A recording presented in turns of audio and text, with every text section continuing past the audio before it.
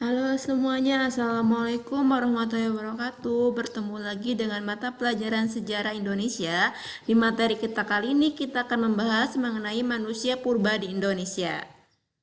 Oke, ini tujuan pembelajarannya ya. Yang pertama, kalian tuh memahami jenis-jenis manusia purba. Terus juga kalian memahami karakteristik manusia purba dari manusia purba pertama, Meganthropus, sampai ke manusia purba modern ataupun Homo sapiens. Nah, ini adalah manusia purba pertama yang ditemukan di Indonesia, yaitu adalah Meganthropus. Nah, Meganthropus itu ditemukan oleh von Koenigswald ya, tahun 1936 sampai 1941 di Sangiran. Nah, ciri-cirinya karena ini manusia purba pertama di Indonesia, yang pertama ciri-cirinya itu tulang pipi tebal, otot kunyah kuat, tonjolan kening mencolok, tonjolan belakang tajam, tidak memiliki dagu, perawakan tegap, memakan jenis tumbuhan.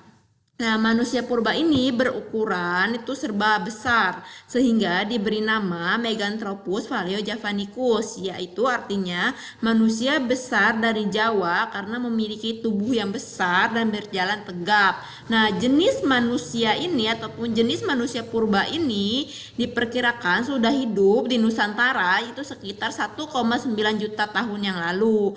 Nah, manusia purba Meganthropus ini disebut sebagai manusia purba pertama yang ditemukan di Indonesia kayak gitu, manusia purba tertua di Indonesia kayak gitu. Selanjutnya, nah ini bisa dikatakan contoh dari Meganthropus atau contoh fosilnya ya, kayak bisa kalian lihat. Badannya udah tegap, dalam artian yaitu agak-agak bongkok sedikit, tapi dia badannya besar ya kan, bisa dilihat badannya besar, dan juga otaknya masih belum berkembang karena dia manusia purba pertama di Indonesia kayak gitu.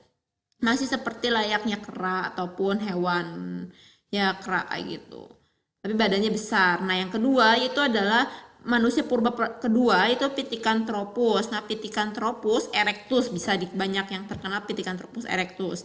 Nah, ditemukan oleh Du Bois, ditemukannya di daerah Trinil, Kabupaten Ngawi, Jawa Timur, sekitar tahun 1891 sampai 1893. Pithecanthropus itu artinya manusia kera yang berjalan tegap ya. Nah, ciri fisiknya itu dia tinggi badannya sekitar 165 sampai 180 cm. Tubuh dan anggota badannya tegap, tapi tidak setegap Meganthropus kayak gitu. Nah, gigi geraham, rahang kuat, terus juga tonjolan kening tebal serta melintang pada dahi dan dari pelipis ke pelipis, dan tonjolan belakang di kepalanya itu nyata. Dia belum memiliki dagu kayak gitu. Dan juga hidungnya lebar, tetapi di sini beda dengan Meganthropus. Pithecanthropus ini memiliki otak yang lumayan berkembang, yaitu sekitar 750 cc sampai 1300 cc. Nah, fosil Pithecanthropus itu ditemukan di daerah Perning, Kabupaten Mojokerto, Jawa Timur oleh von Koenigswald ya.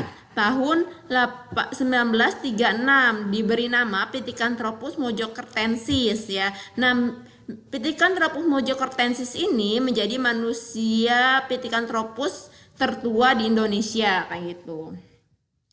Nah, ini contoh dari Pithecanthropus, bisa kalian lihat ya, Pithecanthropus jalannya udah lumayan tegap tapi tidak setegap Meganthropus. Badannya juga tidak terlalu sebesar Meganthropus. Jadi tapi di sini Pithecanthropus ini memiliki otak yang lumayan berkembang, tadi 750 cc kayak gitu. Jadi dia otaknya udah lumayan berkembang dibandingkan Meganthropus kayak gitu.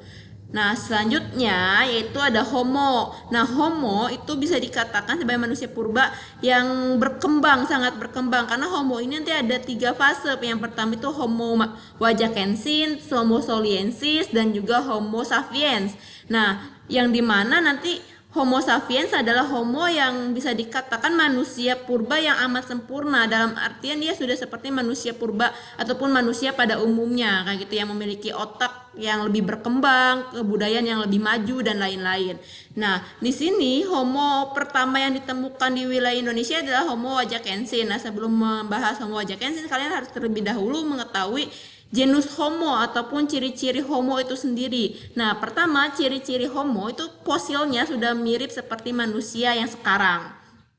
Otaknya itu sudah berkembang sekitar 1350 sampai 1450 cc ya. Badannya juga tinggi antara 130 sampai 210. Berat badannya juga 20 sampai 150 kg.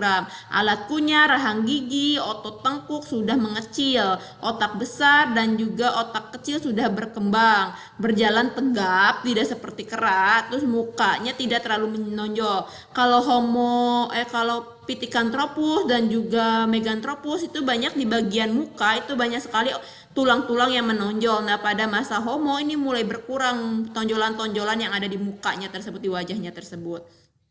Nah, di sini yang pertama itu adalah yang ditemukan di Indonesia itu adalah Homo wajakensin. Nah, ini ditemukan di wilayah Desa Wajak, Tulung Agung, Jawa Timur ya.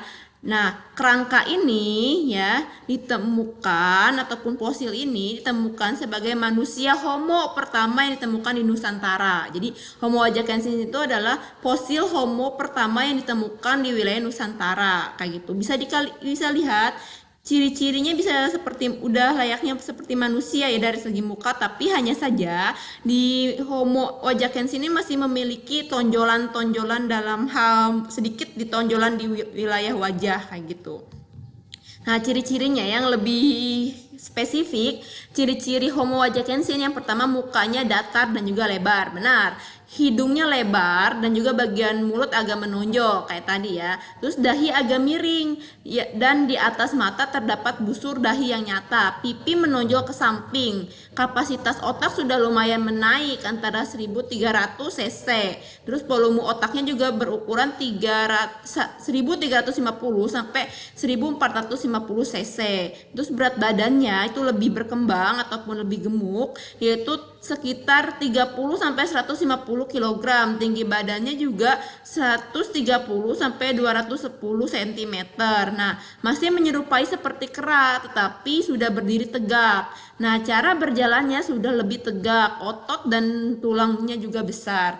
Nah, kenapa bisa dikatakan masih seperti kera? Karena Homo wajakensin ini adalah Homo pertama yang ditemukan di wilayah Nusantara. Bisa dikatakan ini adalah terusan dari Pithecanthropus kayak gitu. Nah, bisa kita lihat tadi di sini ada hidungnya lebar, benar ya, hidungnya di sini lebar, hidungnya lebar di sini. Terus mulut ya, mulutnya agak menonjol ke depan, benar tadi di sini. Terus di sini tulang pipinya juga ada yang menonjol ke depan. Nah, terus berat badannya dia itu lebih gemuk dibanding Pithecanthropus ya. Homo wajakensin ini lebih gemuk dan juga otomatis otaknya pun juga lebih berkembang dibanding Pithecanthropus kayak gitu. Lanjut. Nah, ini tadi ciri-cirinya. Yang kedua itu Homo soliensis. Nah, Homo soliensis itu ditemukan oleh Terhar ya. Nah, di wilayah Ngandong Blora di Sangiran dan Sambung Macan di Sragen. Nah, Homo soliensis itu diperkirakan hidup sekitar 900.000 tahun sampai 300.000 tahun yang lalu. Nah, menurut von Cohn-Wigweld ya, makhluk ini lebih tinggi tingkatannya dibanding Pithecanthropus erectus. Kenapa? Karena di sini ciri-cirinya, lihat. Otaknya lebih berkembang dibanding Pithecanthropus, yaitu 1000 sampai 1200 cc. Tinggi badannya juga lebih tinggi, yaitu 130 sampai 210 cm.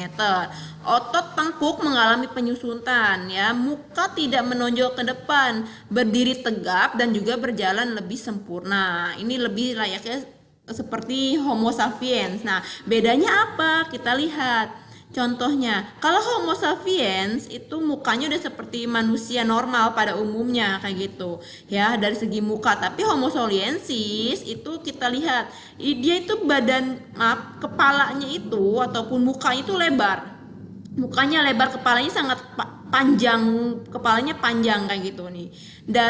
Terus juga dari tengkukan alis dia masih masih ada tengkukan alisnya. Matanya sama seperti manusia ya udah ini, tapi pipinya lebar sekali, wajahnya lebar, terus juga hidungnya juga lebar, dan juga jarak hidung ke mulut itu cukup jauh, dan dagunya juga kecil kayak gitu. Karena saking jauhnya dari hidung ke mulut itu cukup jauh, berbeda dengan Homo wajakensin.